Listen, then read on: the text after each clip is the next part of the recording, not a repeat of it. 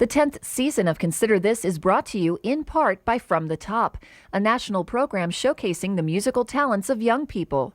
From the Top can be heard on KVNO Classical 90.7 each Saturday at 6 p.m.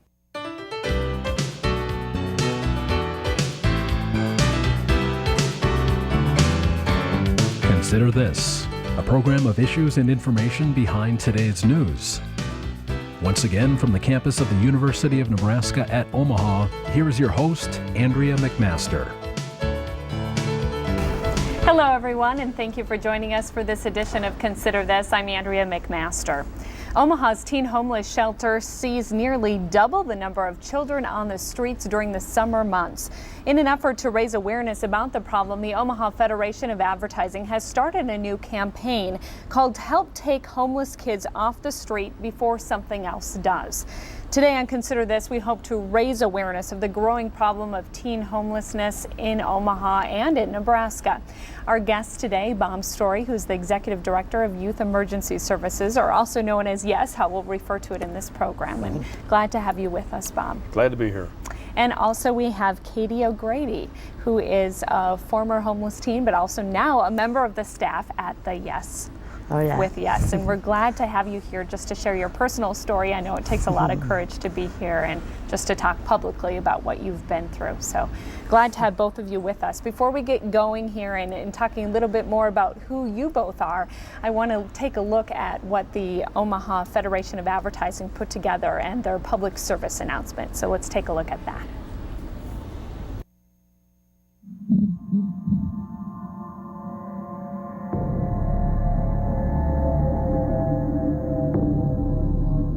Drugs, crime,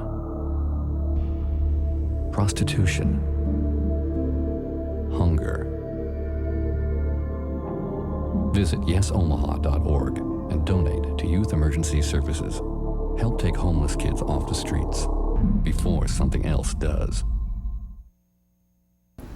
Well, Katie, can we put you on the spot right away and just talk a little bit? So we get the personal aspect. I think that will really bring people and just want to delve into this topic and hear more about homelessness.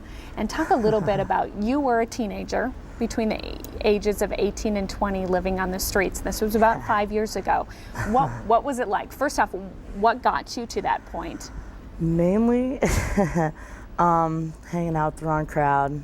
Decided that didn't really care about anything, didn't want to listen to my parents, type of, a rebellious stage, got really bad into drugs, and just decided I could make it on my own, and then was too ashamed to admit to my parents that I couldn't, and didn't think that they would be there for me, excuse me, and I didn't think that they would care, and it was definitely unique, I guess you could say.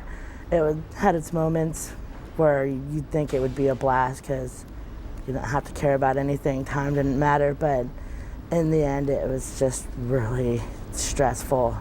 I mean, you didn't know when your next meal was going to come, what you were going to do, where you were going to sleep that night. There were several times I just went and cuddled up under a tree and fell asleep in the grass just because I was that tired and wanted to sleep. Did you meet a lot of other homeless teens on the street? Tons.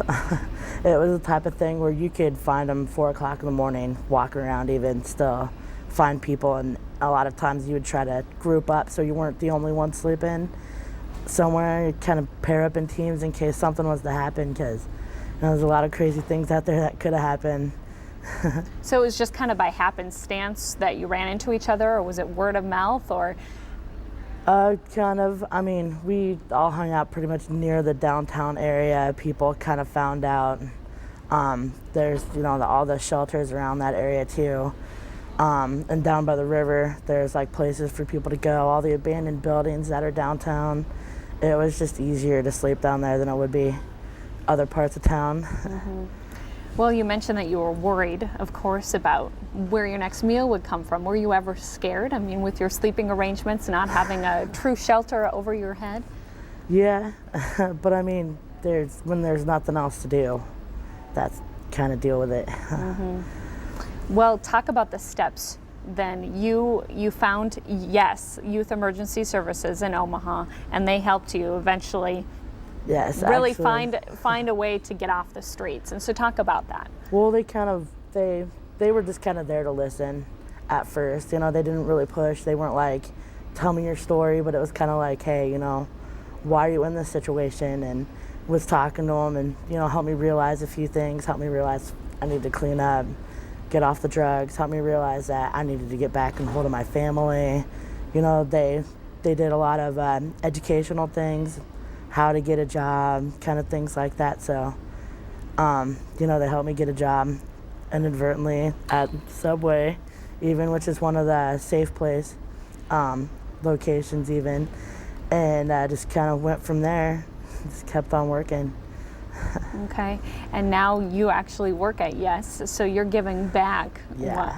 what people gave you, and so Yeah. I know that means a lot to you to be working at Yes, and we're going to have you talk a little bit about what you're doing later on in the show.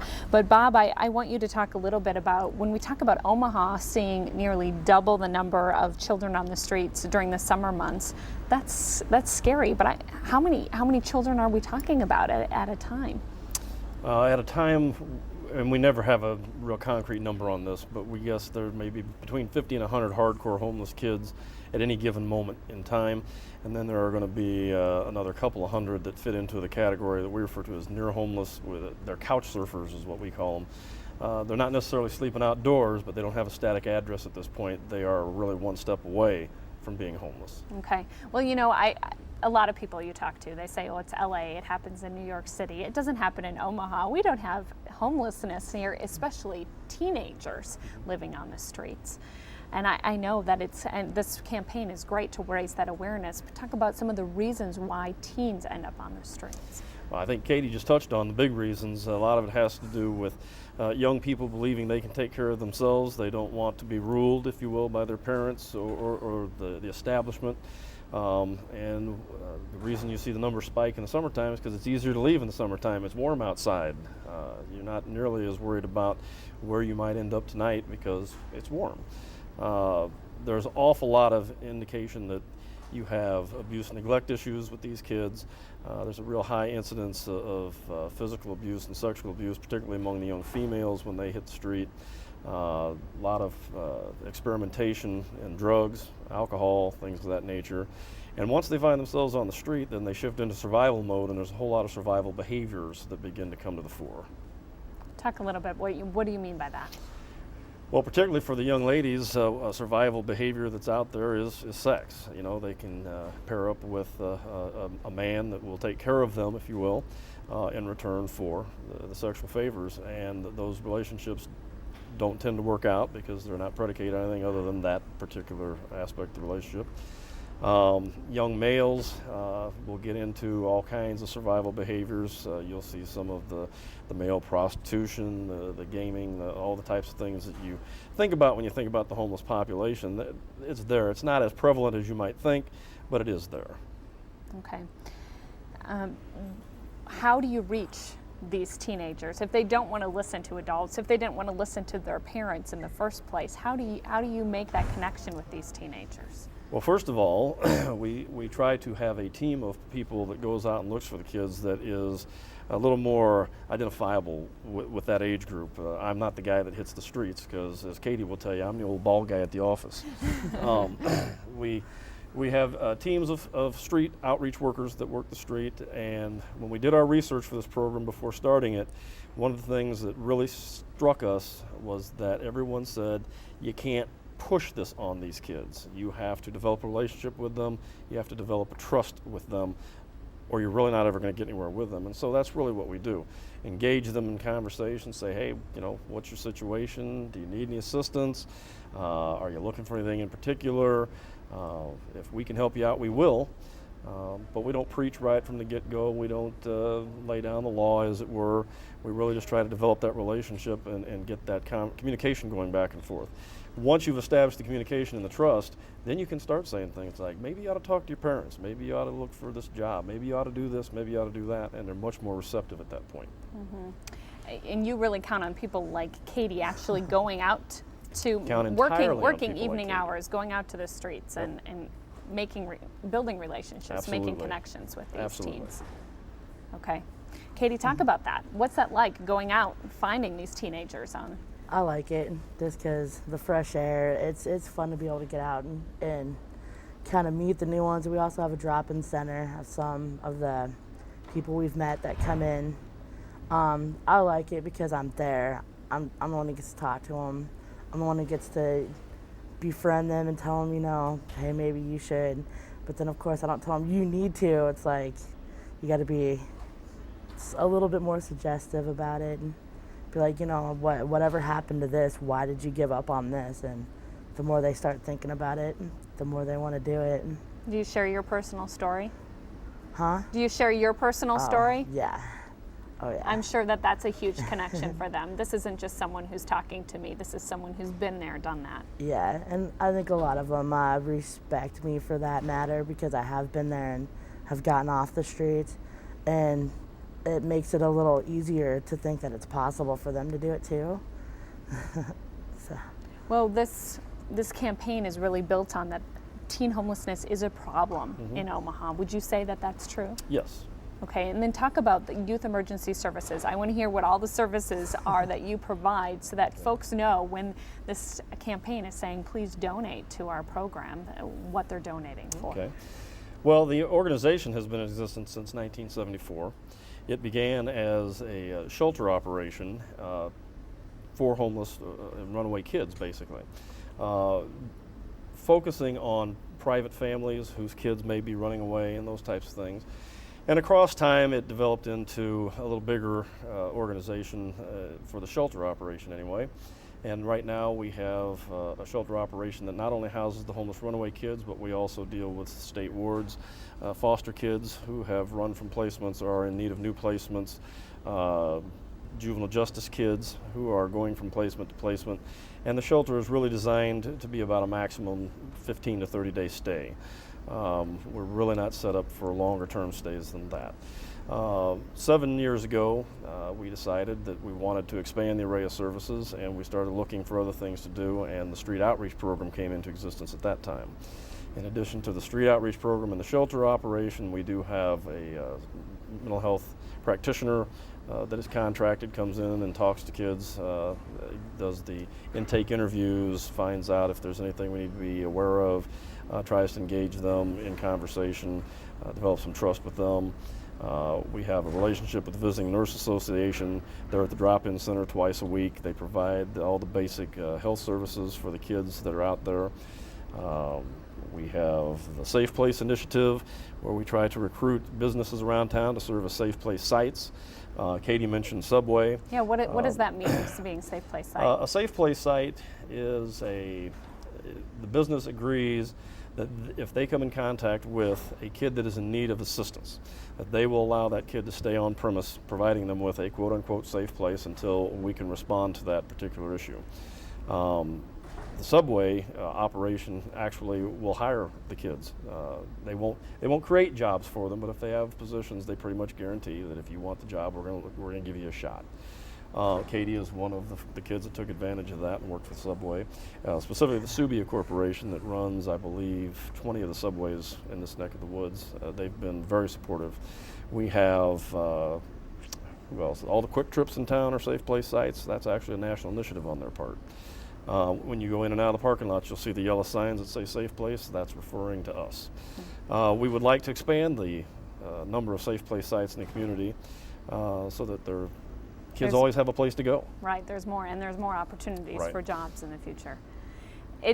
I know that you're dependent on support from the community as far as funds go, and there's been struggles in the past. So talk a little bit about your needs right now. Well, the shelter operation, when we deal with some of the kids that are in the foster care system, there are some contracts and things in place that cover in the neighborhood of 75 to 80% of the actual cost there. So we're always trying to come up with the difference.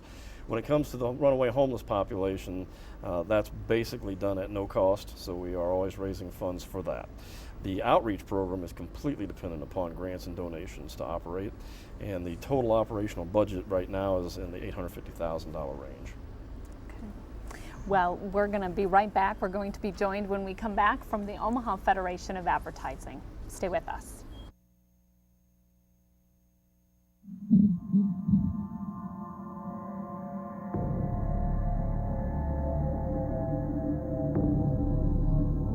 drugs, crime, prostitution, hunger. Visit yesomaha.org and donate to Youth Emergency Services. Help take homeless kids off the streets before something else does. Again, a look at the public service announcement by the Omaha Federation of Advertising, helping take homeless kids off the streets before something else does.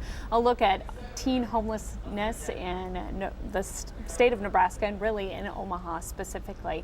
And we now have a member of the Omaha Federation of Advertising with us. And I want to introduce you to Kathleen Durkin.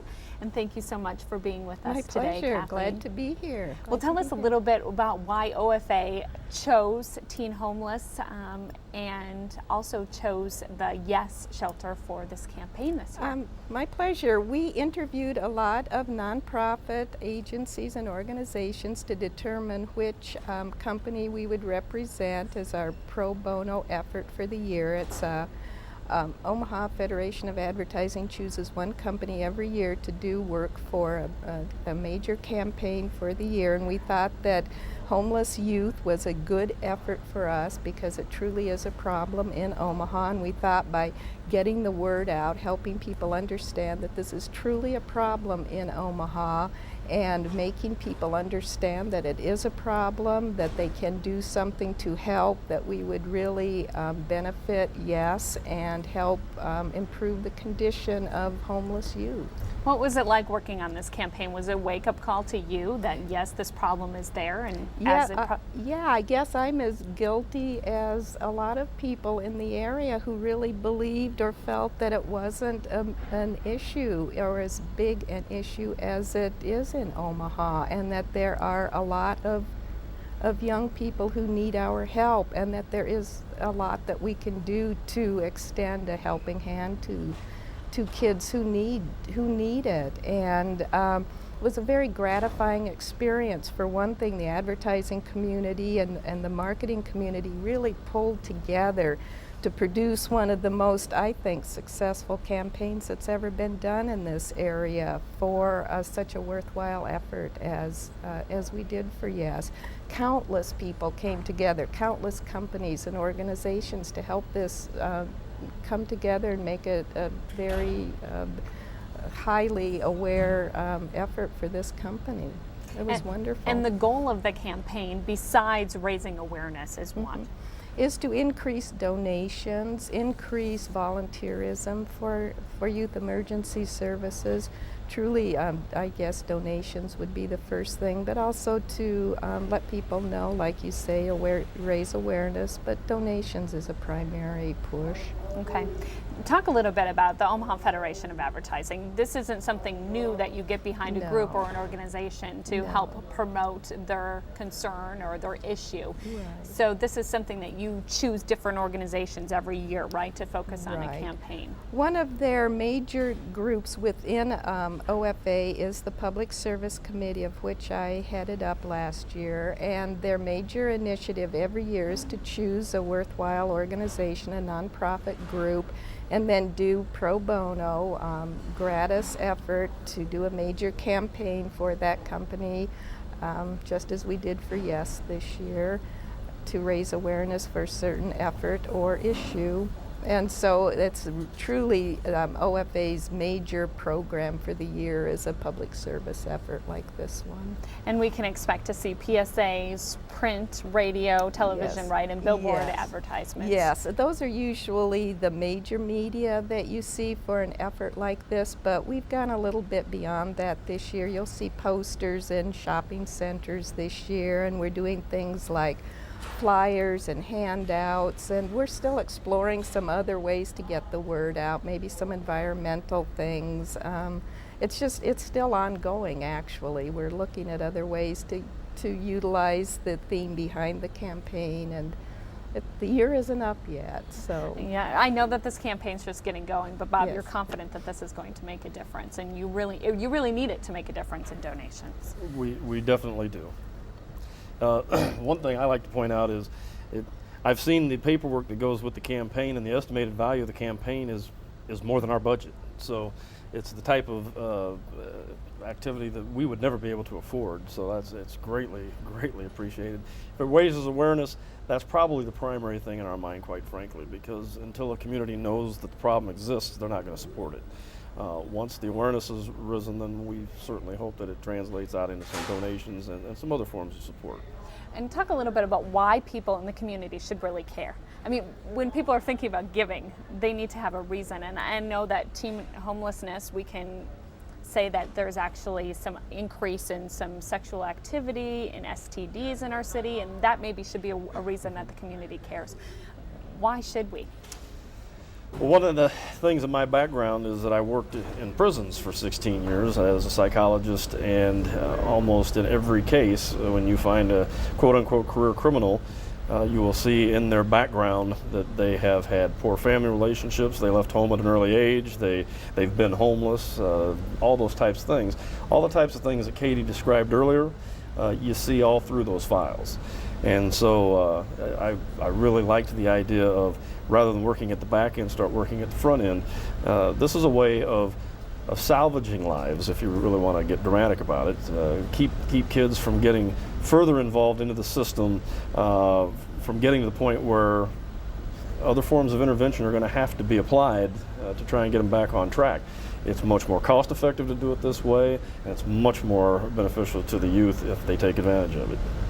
What would you say, Katie, as a former homeless teen yourself, to the teens who are thinking about 16, 17, or your age 18, leaving home and not wanting to go back, walk into your parents' home again? I'd say think about it. At least sit and think about it, because I can't say there's some people that are in situations where they don't need to be with their parents, and I've seen that a lot at the drop-in center, where just getting them away from their parents is what you really need to do. But at the same time, that doesn't mean they have to go out on the streets.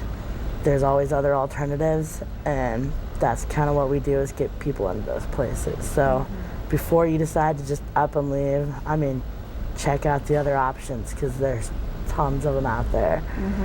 Because looking back at those 2 years of your life, how would you kind of characterize those couple of years? I know that they were struggles, but I mean, you would never want to go back. You're a much happier person today. And I don't take for granted anymore the having a roof over my head, or people don't realize that they're just one check away from being homeless. Some people really are.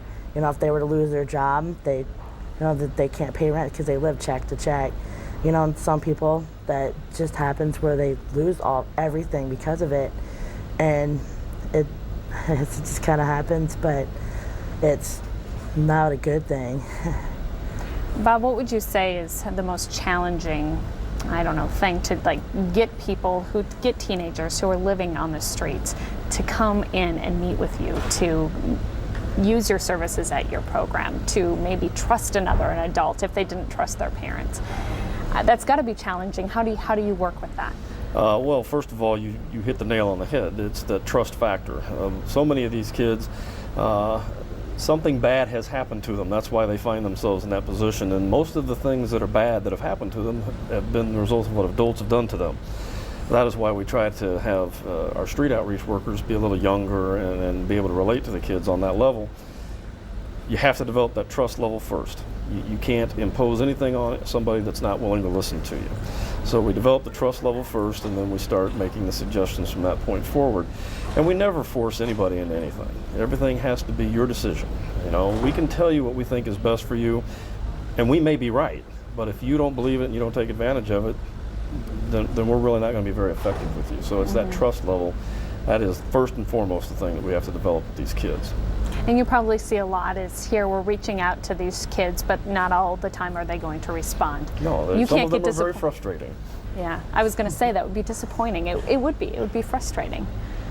It's very frustrating. You can only do so much. They have to be willing to accept that help as well. Correct.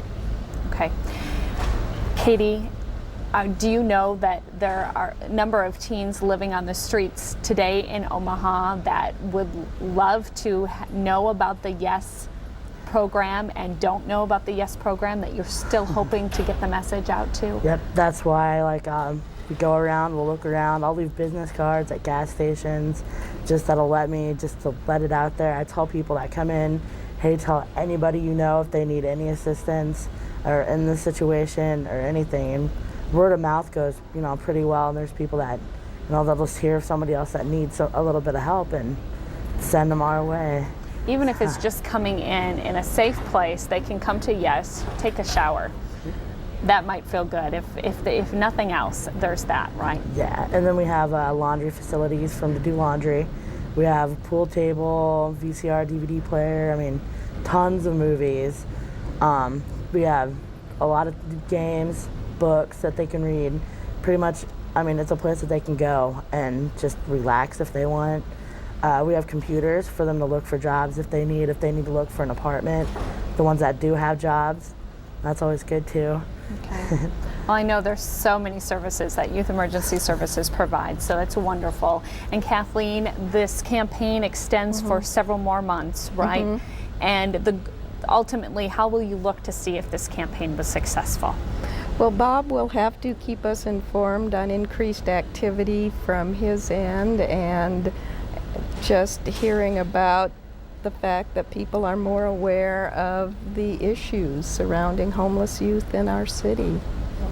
Do you think that the number of people that were working on the campaign, that to all of them it was an awareness for them? Oh, I think so, yes. And we were all so involved with it and enthused about participating, and I think every one of us that knows spreads the word. So just from a grassroots level, I think raising awareness starts there, and we have become ambassadors for this organization, so yes. Okay. Well, thank you so much for being here today, Thank you. Kathleen Durkin from the you. Omaha Federation of Advertising, and Katie O'Grady for sharing your story. That was wonderful to have you here, and I'm glad that you can provide some outreach now with the Youth Emergency Services and help as well. And Bob Story, the Executive Director of the Youth Emergency Services, thank you also for being here. Thank you. And we're so glad that you could join us this week for Consider This, and we hope that you too do pay attention to the teen homeless problem in the state of Nebraska. Thanks again.